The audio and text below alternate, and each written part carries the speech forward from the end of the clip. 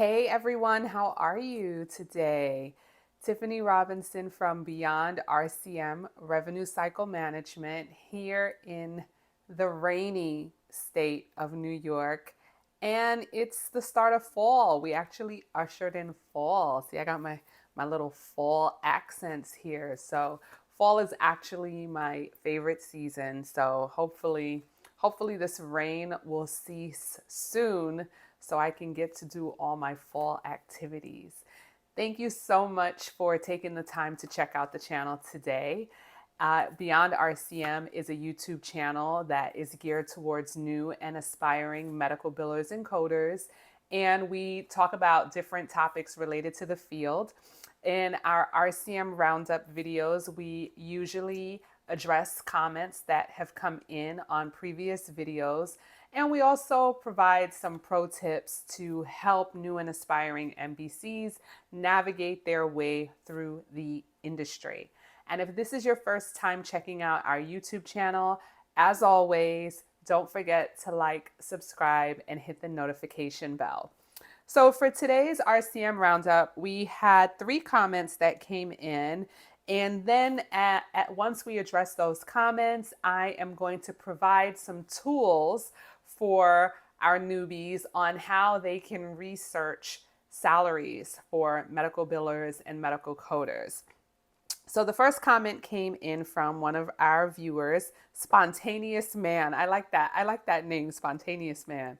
I am so excited to be graduating in the summer of 2025 with an associate's degree in health information technology.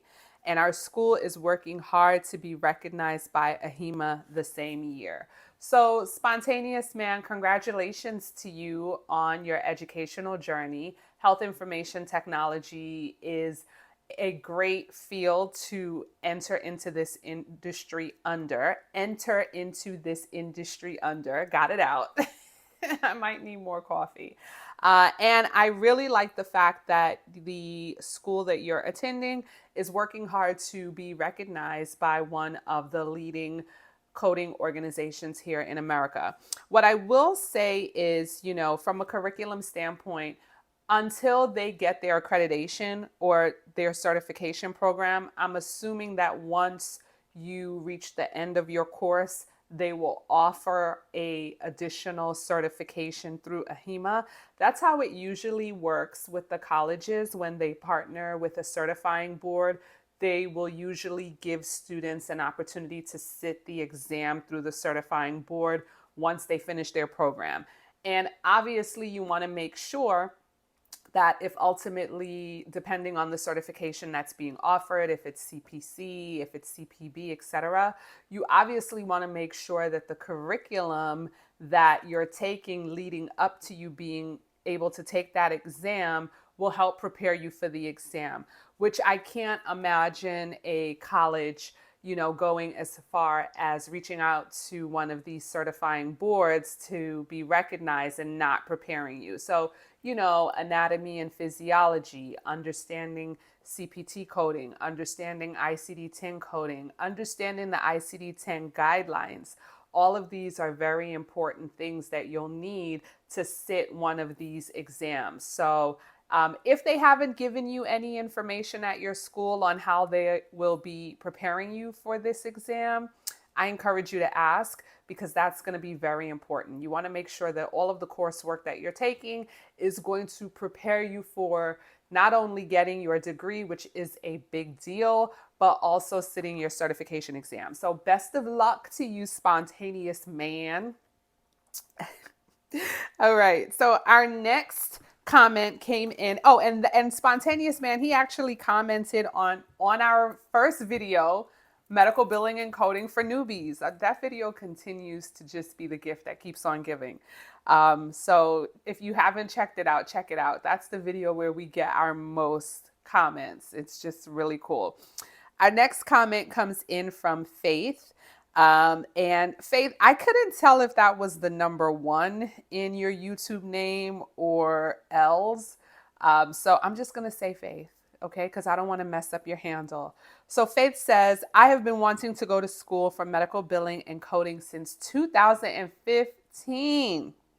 That's 8 years ago, Faith. Now I'm ready to do it at age 39. But I feel like I'm too old to go to school. I love your videos. Okay, so Faith, I replied to your comment this morning because I had to give you a nudge. First of all, you're never too late, too old to go to school. That is such a huge misconception. We learn every day in life, and I know what it's like to not necessarily be that into school. And I feel like I'm a totally different person at age 41 heading into age 42.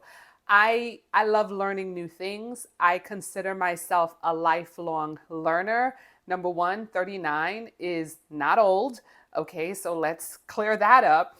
And number two, it's never too late to learn something new. It's never too late to get out there and expose yourself to something that you've been wanting to do. The most valuable asset we have, in my humble opinion, is time. And if this is something that has been on your heart to do since 2015, I encourage you to not waste any more of the most valuable thing you have, which is time, and to get out there and do your program. You're going to do fine. We're all learning every day. And in life, we have to be in a posture where we are willing to learn or we get left behind, right? The technology is advancing every day. We're finding more and more advances in technology. We cannot afford to be in a mode of being stagnant in our thinking, in my humble opinion. Some people may disagree with me, and that's fine. But I do want to encourage you. You are not too old to go back to school. I encourage you to do it. You're going to do just fine. And I want you to message me once you're back in school. And if you ever have any questions, feel free to drop us a comment, and we will definitely answer those questions in the future. So best of luck to you, Faith. You're not old. 39 is not old. Who said 39 is old? All right. We're chugging along with these comments.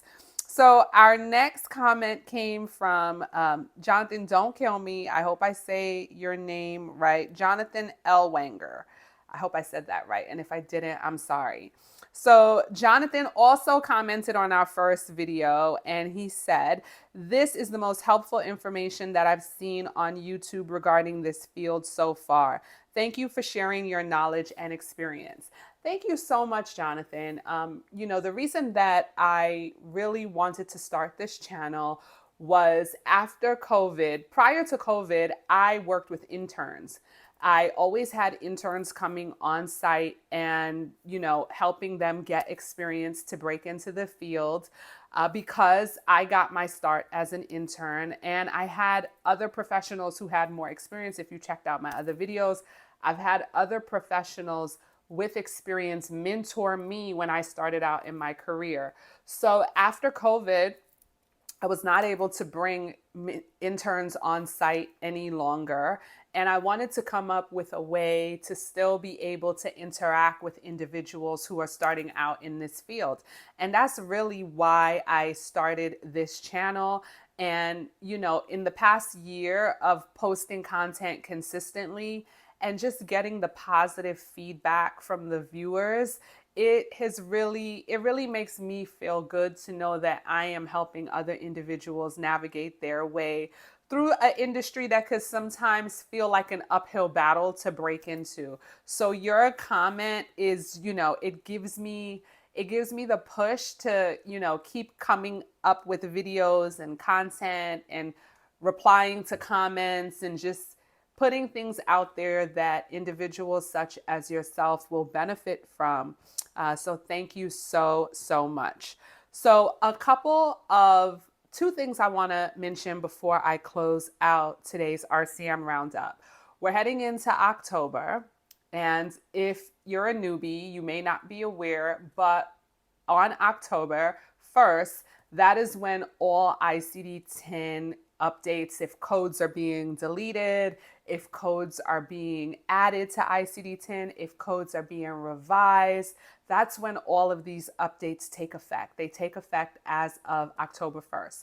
So you want to be researching, and there are a lot of free resources CMS has great information. The AMA has free access. You want to be researching what are going to be the updates heading into 2024. So actually, as of October 1st, in addition to new, revised, or deleted codes, we also get the updated ICD-10 guidelines. So if there's any changes in ICD-10 coding for any different body system, it comes out on October 1st. So you want to be checking your resources and just making sure that you're up to date on the changes that are set to take effect.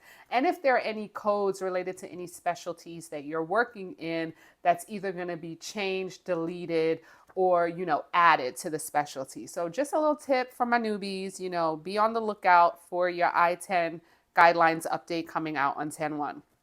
And the other thing I want to share with you guys is if you are a newbie and you're trying to figure out what type of salary is being offered in the United States for medical billers or medical coders, the AAPC has a really great tool. It's a salary calculator tool.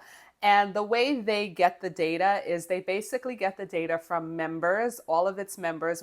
They send us surveys to fill out on, what type of work we do, what our salary is, etc. And they've put together this really cool tool that is a salary calculator. So for example, with their salary calculator, the average salary for a medical coder, according to AAPC data, is $58,000. So that's the average salary in the US. Now, obviously, that salary fluctuates depending on what state you're living in. So for example, in California, the average salary for a medical coder is $68,000. New York is $62,000. North Carolina is $58,000. So it all depends on where you are living. And then the average salary for a medical biller in the United States of America, according to AAPC, is $57,000 a year. So this is a really cool calculator. I think it's a great resource for newbies who are trying to figure out, well, what type of salary should I be asking for or putting on my resume? So I would check it out. The website is aapc.com/tools/medical-coding-salary-survey/. And I'm also going to put a link to it in the comment section of this video, so feel free to check it out. But I think that's a really cool tool that some of our newbies can take advantage of. And that's it. That's it. Short and sweet today for our RCM Roundup. Always want to get on and, provide feedback to everyone who takes the time to put up a comment on one of our videos. And as always, if there is ever a topic that you would like us to discuss, John, let me take some more of this coffee. I can't. All right, let's try again. If there's ever an item you would like us to discuss, a topic, please feel free to drop us a comment. We will definitely include it in future videos. Don't forget, as always, if you have not done so already, to like, subscribe, and hit the notification bell. And I will see you really soon in another RCM Roundup. Thank you so much for taking the time to hang out with me today. Bye.